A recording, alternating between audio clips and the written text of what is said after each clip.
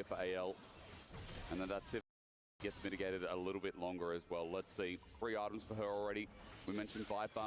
I'm looking across the board. Hope's a little bit behind. 2-item Akali, 2-item Zeka here, who's got a lot of burn through things like tanks. Comes down to this next 45 seconds and setup ensuing. Yeah, and you don't want to give any more Mountain Dragons over. And I think now is a position where HLE, more than they have for a long while, can feel confident to fight. You know, even like Peanut, who's been so far behind the curve, like he's 1-3-1 compared to Tarzan's 5-1-5. But you look at the items and not that much in it in comparison. Just component difference between the two. So the Stride Breaker picked up as well for Zeus. No need to rush. Able to equal things out between him and Flandre. And these fights are explosive, chaotic as well. See how the execution comes down here. Viper going to get this mid priority with that Sivage Sim to shred through those waves. That's something like a Stride Breaker when there's a lot of sticking power when you're playing short range. For Zeus, we might see it in action soon as AL move themselves over a ward. A bit of Hope to bully them out while Hope looks for this outer in bot side. Flandre covering mid. Baron's now up. Dragon's now up. It's a fight over objectives. It's the pincer maneuver. Delight has to crush down. Viper not going to be caught out. He spell shields, not too much, but even with the Tangle Barbs, Delight now looking to recover the fight. Peanut looking for an angle for Hummer Life to continue the series. It comes down to this. A pop blossom for Peanut. He's isolated. He's dead. He's caught out as Flandre. Now a new target. He flashes away, but the charm doesn't connect. He's buying as much time as possible. Eventually, Orbit Deception would have killed him, but he doesn't get hit. Over the wall, it's flying in. It's Tarzan hitting them all. Both junglers have now ended. Orcs, vibe check. 3 versus 3 in this fight. Flandre had to back away. He's got teleport to rejoin, and HLE are on the wrong side. It's so scary still, and the fact that Sion's going to be able to rejoin on full HP is a big threat. Shanks is looking. Trying to bait it out. It's only the clone. Shanks has a shuriken flip to go back to the Shroud, but HLE, even at half HP, he won't take it. On a nice swim as HLE don't start anything up in the top side. Instead, teleport's going to come through from Delight, but Dragon's being soloed by Hope. Peanut is back up though and heading over. Low. Flandre just going to zone control. Delight shattering strike. Hope pulls off the Dragon for now. Second skin passive. Hang on. Hang on. Hang on! Viper just walks up and takes it. Simple as you like. The confidence of HLE. Get off your phone! HLE are coming back, get off your phone! HLE able just to walk in and take it away. Again, chaotic fights. It looked like AL had that one in the bag, able to pick up Peanut at the start, but the kite back was so big. The fact that Flandre survived, I thought was going to be the breaking point. They are able to start to cut through him with that LDR. But at a kite back, and I think Zeka's charms, that charm he got onto Tarzan as he landed was flawless and didn't give any chance, you know. It feels like the Pantheon is so tanky if you can play around his E, but when you're CC'd before you get it off, just went down so quickly. Cold is neck and neck. Dragon's neck and neck. Baron the only thing that stands in their way. Both junglers ran it into the enemy team. And it comes down, I keep saying it comes down to 1-5, but it really doesn't, does it? It feels like we'll be going to the journey of the soul as GA is soon to be picked up by Tarzan. He's got that gold advantage, so that might be the big difference maker. Seeker's here, another tool for Shanks. Orcs, I know you like talking about summoners while I'm looking through items here. Those flashes I'm seeing on AL side at least, mostly up and available, apart from Flanders and Kyle. Yep.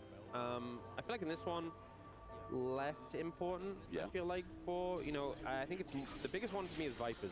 Yeah, I'm gonna be honest. I think Viper having sums is the biggest thing, especially when you're playing against stuff like Nikali. True. I think he is pumping out so much damage now. Yeah, he does have his flash. He is the main character for HLE, you gotta feel. Doesn't quite have the IE, he's gonna have that soon. Once he gets that, he will just shred. And if he's able to free hit, it might just be game over for AL in these fights. But they have a lot of tools to try and get access to him. You see both teams setting up posturing around the Baron. Flandre is on that front line, but they might just look to focus him, honestly, if Zeka lands a charm. The Tangle Barb stopped Delight from finding an engage. Flandre is able to walk it out, but the perma wave clear. The thing is, it's not just a wave clear, but also if you stand near the wave, if it's clearing it, you get shredded. Yeah. So it's the zoning and the wave clear. Zeus looking for Shanks in the Shroud. Some good damage now. This Yone also starting to tickle a little bit. Peanut looking for the dive, but a control ward from Tarzan. Spots him out. Tarzan with a level lead here over enemy junglers. HLE are looking for that pick, but every time it's a clone. Tarzan zoning out while Baron is still cleared of vision, and AL have to trickle in to find themselves an angle of attack. Honestly, so much value from the Nico just being able to scout with the clone. Yeah, that really is. And just throwing it in constantly so you don't have to face check yourself. Especially as, you know, obviously Flandre is quite tanky, but even him, if he walks into a charm, he'll go down faster than he would have 5 or 10 minutes ago. Protobelt view, Shanks is not overstepping his mark. There's actually pings in the alcove. Really smart from AL, spotting out what HLE want to do here. I mean, Delight on his rel has made game-banking plays many times before and will many times again. Peanut clears out the last division from AL. Baron is still staring them in the face, but remember that Dragon, it's been long enough that in a minute 45, we had that discussion again for third drag for either team. Yeah, you know, I feel like the focus very much towards the Baron, but I'm not sure we're going to see it started up before that Dragon spawns. You get the unending despair coming through for Flandre. Is very tanky. And now AL trying to find, moving in through the top side of the river, trying to find a way in. Light does not want to face check this, but we'll get the Pop Blossom thrown out. We'll sort of warn him. And it looks like a lean towards that top lane tower. Quite late for it to go down. And he's out It's actually the first tower of the game for AL. Isn't that crazy to survive this long? Yeah, considering how far ahead AL were in this game, but I think just showing how much difficulty they have really taking these towers to the composition. Yeah. As you said, the small range, fighting them a little bit here, and for AL, they do get control of this blue side of jungle, which means Baron looks a little bit easy. It's going to be started off, and Hope has great on him. Just recalled. Fear. On a ward, you're right, that recall may be hurting. Zeka has to walk up. He doesn't want to TP until now. And Delight doesn't have Smite with Spellbook. They will force them back. Shanks on an angle as well. Flandre found out Zeka wants him, but instead Shanks has found himself onto Peanut. Cyclone catches him midway as Tarzan used the Grand Starfall to get near, but that's a couple of ultis now burned out for the fact that they found Viper. Yeah, I mean, trying to find Peanut in that situation. The ult, though, interrupting the dash, though, I think was really critical there from Peanut. He was trying to rush over, make his way there to try and ward them off. Such a tense game, and even more so for HLE. AL have an extra chance after this. HLE do not. And they're constantly threatening this Baron. They know with the Kai'Sa with these items does shred it fast. There is a ward on it, though. They have full information off this. But Teleport's getting burned. They look towards mid. Flandre is just going to ulti in. Zeus on the way. That TP in front of a Yone. Shanks now finds him, though. Great damages. He zones him off at 5k before anyone can get in. Peanut looking for the steal. The steal. The miracle steal. It's Peanut and a Baron. It's HLE stealing it away. And Tarzan has had Peanut's number all game, and here he slides in, takes the Baron, drops the Mapingu, and walks away to the Mountain Drake. Answers back. He's got to feel good about that one. 6-2-5 to Tarzan, 1-4-1 to Peanut, but when it comes down that clutch moment, Peanut answers back. It's big to get the third Dragon alongside it as well. HLE moved to Soul Point, and he literally just walked in here and bonked for the Smite steal. And, you know, you obviously can combo the damage of the Q and the Smite, but it's hard into the Pantheon, because that Q Smite with the full stacks is huge. It does a lot of damage. He's good at securing objectives, so just well played there from Peanut, especially when normally the person whose team is on the Baron is syncing up with the teammates. I know they were trying to sync. Oh, there is a GA on Tarzan. Zeus has been chunked out a little bit, but Tarzan getting chunked out even more so. Great tangle bars from KL, saves the play. Tarzan and GA might have been run down as Viper's running up into Shanks, and the ricochets are tickling. More than that with an Infinity Edge here on Viper. HLE, the priority is on them for game number 2. As Shanks looks to defend that top tier 1, another tier 1 that stays standing. Yeah, I mean, Viper's doing so much damage at this point. But you see the Tangle Bobs? It lasts so long if it's hitting you after it's passed through a target. But they'll just shred through these towers. We do see a response from AL in the mid lane, taking that tier 1, but HLE are not stopping the top side, and they're happy to have Zeus defend mid while he just has that TP to join. Zeka also has a flanking angle onto Shanks, finds him, but no charm or deception in, but that's it. Zeka's ulti is now down, but Shanks is chunked out. That opens up for the inner turret, and with the enhanced recalls, HLE are going to call it there. Yep, sync up the recalls together, everyone gets out. They got 2 towers on the top side. They still have time on the Baron. They can reset, head towards the bottom side of the map, and maybe look to pick up an inner tower there if they have time. Yeah, now this gold lead, it's not huge, but there is a lead in favor of HLE for about 2,000. But I think the significant thing is just at this point of the game, how strong this Sivir is. BF sword picked up for Viper, likely going towards a Bloodthirster. He is doing insane damage, and I don't think Flandre feels too tanky anymore at this point. That ulti down now as well. New angles open up. HLE still have themselves 33 seconds of a Baron buff too. As well as taking away all the jungle from bot. They're going to move into this inner turret, and Flandre doesn't have an ult for a re-engage. We're going to get a real little taster of what Viper does with ricochets here. Through the wave at the very least. Flandre's not going to give it to us. But inner goes down regardless with 15 seconds left on the Baron buff. Shank's looking for a big flank, though. This could be something. He's going to come on a ward eventually. Len's going to be spotted out, but Kael's caught out before the fight can begin. Getting out with Protobelt is nice, but look at the back of the fight. Shank's now jumping in and onto Viper. He had no GA. Zayas jumping in with Peanut, but again, watch Shanks into close quarters. It's big, but Zayas is carrying the rest of it with Magnusson from Delight as well. It's a mosh pit, and AL don't seem to be liking it with Zayas running a mark. He's at low HP. Shanks eventually takes him down. Hum alive. They played on the edge of this one, but Shanks somehow did not die. I feel like AO got away with a massacre there that HLE started to bring back. Such a beautiful angle there from Shanks, just cleaned up Viper immediately, and without that DPS, without that damage, you know, Zeka and Zayas tried so hard but didn't have to follow through. The team fight goes in favor of AL, and this game still has more to show. Cannot believe HLE of Zayas was frying in the middle of 5 people. When they say put the fries in the bag, like, that's a big bag. But Shanks in the end, you're right. We're going to look at a replay shortly, don't worry. Outer turret goes down, and all outers now down from Summoner's Rift. That fight was crazy. And I think HLE were just in a bit of a rush, right? They knew they didn't have much time left on the Baron. They're like, we want to get this tower. They didn't do the setup, they didn't do the homework, didn't have the ward coverage. And they jumped onto Kael, and I think that was the mistake because, you know, you focus so much resources onto this Neeko. The Neeko wasn't the problem, the Neeko wasn't a threat. There was nothing left to peel the Sakali who came around the side. Right. And as soon as he reached Viper, there was just nothing Viper could do. And now Viper Flashless going in the next fight. Yeah, just immediately deletes.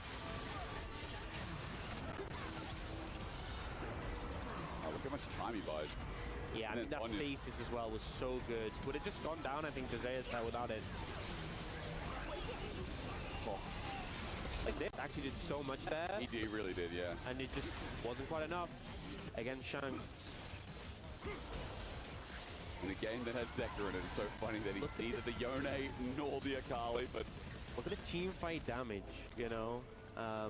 Tarzan, man, I'm surprised it wasn't that much from Shanks, but he was just cleaning up. He was just cleaning up, you know, he was just finishing off the targets. That's what he needs to do. Crazy how much Tarzan is still doing on this Pantheon. Yeah. This pick still holding up in the late stages. But now, setting up for this Mountain Dragon would be sold for HLE. Remember, no flash on Viper is super significant. You're right. That barrier almost up and available to give him a bit of breathing room, but still, ulti's all that remains for now. Viper has a GA, though. Last fight, he only sat on the BF sword. Now he has everything. Delight maybe caught out as a clone. Gets between their way. Tarzan sends a spear. His Comet from afar. Shanks, his flank will be met with Zeka. Looking for him. The charm max range. All the deception as well. But the damage not enough. Protobelt, wow. Already that much damage coming out of this little Akali as Flandre zoning off. He has the ulti. Delight in the way, Pantheon off, but the Pop Blossom layers down. Hope jumps in. Tarzan flies through. Shanks in the backside running in. He's going to go golden, but HLE have obliterated anyone's legend. All in the span of 10 seconds. HLE keep their dreams alive. And that's the late game Sivir. They put AL into a blender and they take them to game 3. They just shredded them there. A 5-0.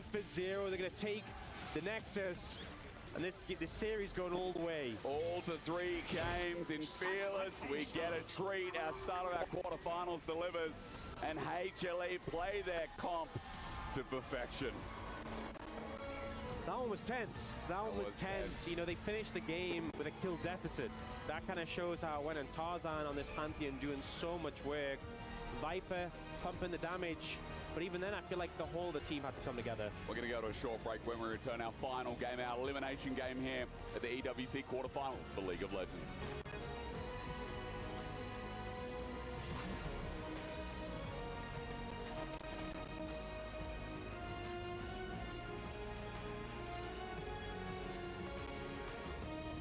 One blade, one purpose.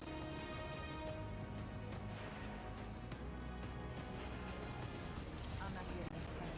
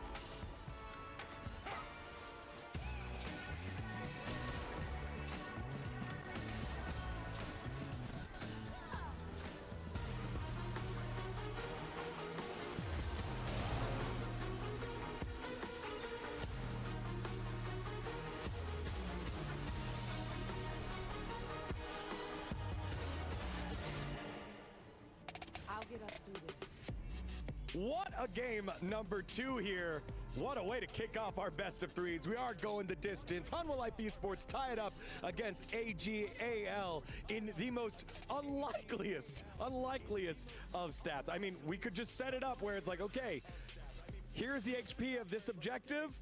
What do you think happens? No, it was stolen. Here's the HP of this objective. What do you think happens? No, it's stolen. And we'll show you all of them here on the desk. Degon alongside Finn and Valdez.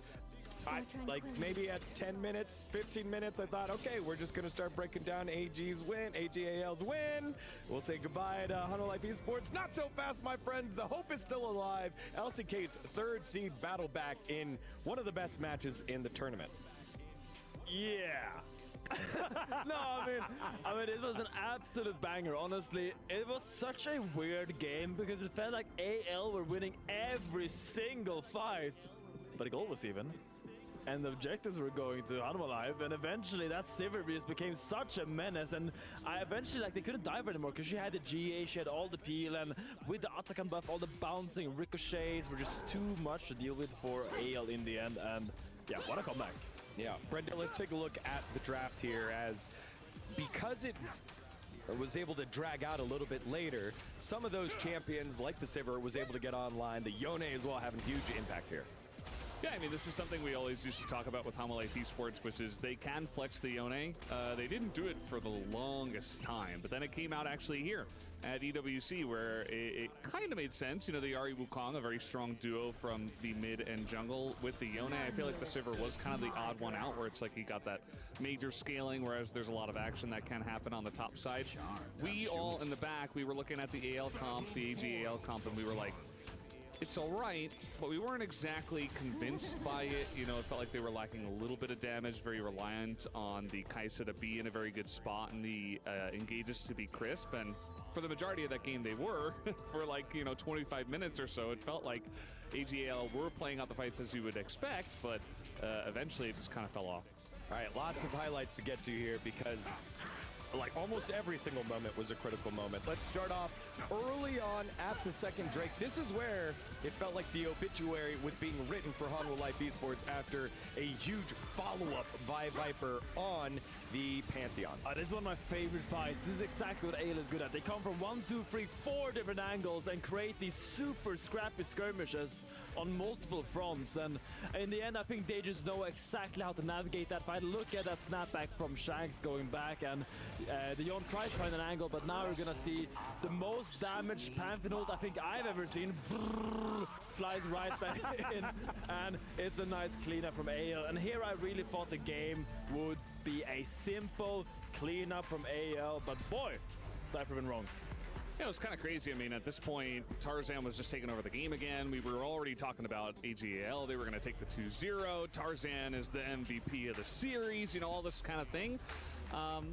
Didn't play out like that at the end of it. Spoilers for you all who missed the entire game. But yeah, actually a pretty close one, all things considered. Hope got a lot of damage there at the end. We saw Shanks coming back in with very low health, and AGAL ended up winning that fight. Yeah, a big fight win, and I like the noise there. It sounded like the Zombie Slayer Pantheon with the chainsaw going on through and mowing everyone down. Then Otacon time, we saw it last game where Hanwha Life were kind of running out of ideas and started the Otacon. This one looked like it was going the same way. Yeah, and here is where our beautiful cart starts derailing a wee bit. This secure by Zeus, I think, is the crucial point. I don't know how we got it with a Yon Q3 with 44 HP left. I don't know what kind of Mega Mind he is, what kind of Giga Brain he is, but I don't know, he got that, and I think this was really crucial because it's so much XP, so much stats, and that slow AoE after you get a kill was so crucial, especially with all those ricochets. Yeah, again, the gold being relatively equal to even, despite the kill score not being great, made it that the game would continue to scale, maybe make AGAL rethink some of the fights that they wanted to take because of the snowball nature of the Otacon, which then leads to this mid-skirmish with Sivir coming up huge with a Drake steal. It steals nonstop, and we're not done yet. Yeah, the game, I feel like AGL slowly but surely started to lose a handle on this game because, again, like, the fight is looking great. You're like, okay, you got the kill on Peanut again. They're going all in onto Scion. Like, what are HLE doing? They're overextending, but... He lives, and you're like, okay, well, this should be fine. We do have then the follow-up from Tarzan, which, you know, maybe he was getting a little bit overconfident, and then eventually Hope's just trying to, like, solo the dragon by himself, and they just waltz on over and steal it. The second time there's no junglers around, kind of unacceptable, and that's another moment where HLE get a massive step back in the game, because if you have a Scion, the front line with 2 Mountain Drakes, then you're just kind of getting too far behind his HLE. Yeah, again, any one of those things going the way of AGAL, they feel comfortable in this. So now the pressure is mounting and the call for Baron is made. And let me tell you, Hanwha Life Esports must have made a stop over at Jamil Motorsports, because not only did they get a deal, but they had multiple different steals from Jamil. It all started off here, the Wukong getting caught out, and AGAL trying to jump on to Peanut. But he has to use his ult. No ult to get on in. There's no way they can get on in, Finn, right? Oh, there's so many questionable decisions this fight. Side ulting to Baron, and all the catharsis of it all is this steal. The flash bonk by Peanut secures the Baron for HLE.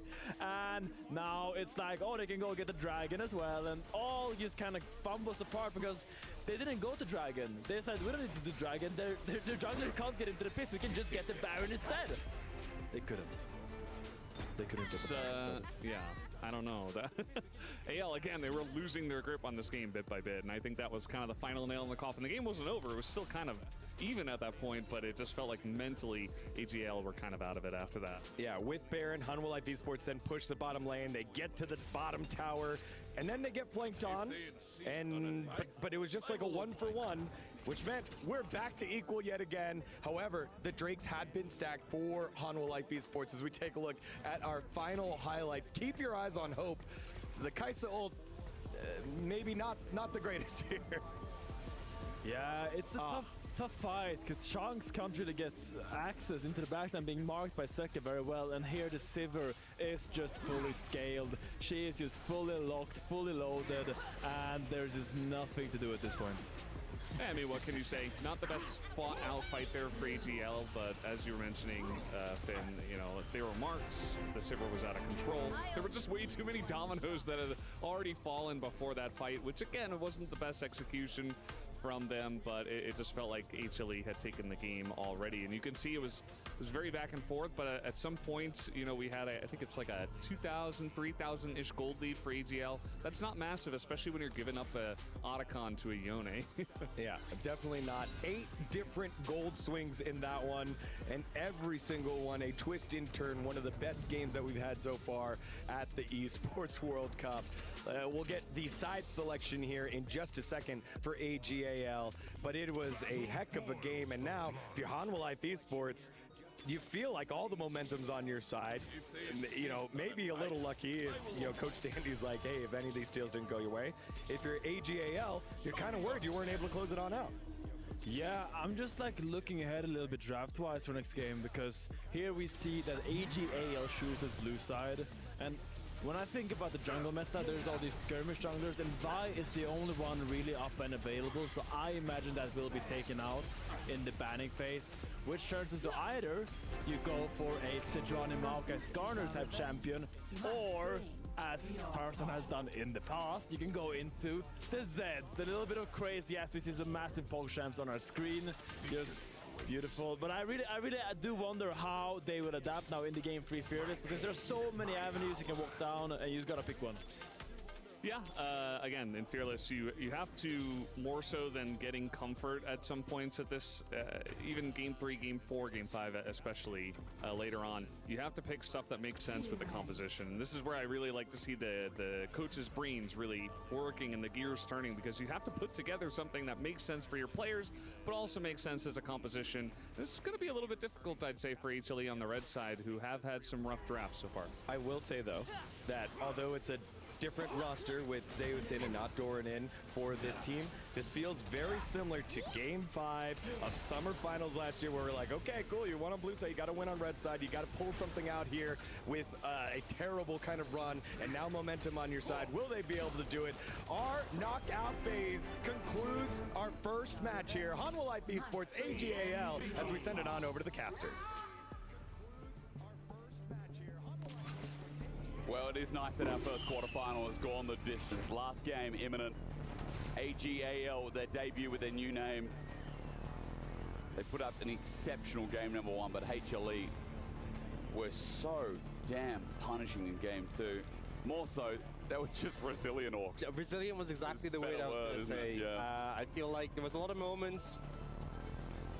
You know, I think a word you could say is clutch. I think another word you could say is kind of winging it. You know, the Arakan, the Baron, where Peanut just walked up and said yoink. Yeah. Did the Mapingu, you know, a classic from Peanut. I think if you look at the average of this series so far, pretty favored towards AL. Yeah. Because game 1, very favored towards them. In game 2, you know, HLE was down on the wire. It was close. It was pretty close throughout it. So, game 3, we'll see what HLE can do. It's side selection for AL. I think this is still not the sort of peak level of play we've seen from HLE. Sure. And AL still showing that they are a formidable team, the formidable team we saw at MSI. We will get into the bans, and we are going to see Gwen banned once again by AL, consistent ban all 3 games from them. Going to take away the Jace from Zeus as well. Yorick going to be banned. That was something they started banning in game 2. And the Poppy is something they banned in the first 2 games, but it's actually going to be AL who banned that Poppy away this time. Vi is something that was talked about in the studio. So I wonder if the Poppy off the cards, maybe if the priority on the Vi goes up a little bit. They're trying to bait out a Vi ban in this situation. Yeah, because what else is there? Like, in terms of skirmishing junglers, Xin Zhao, Pantheon, Wukong all taken away, even the Trundle. And with that Yone combination, Sejuani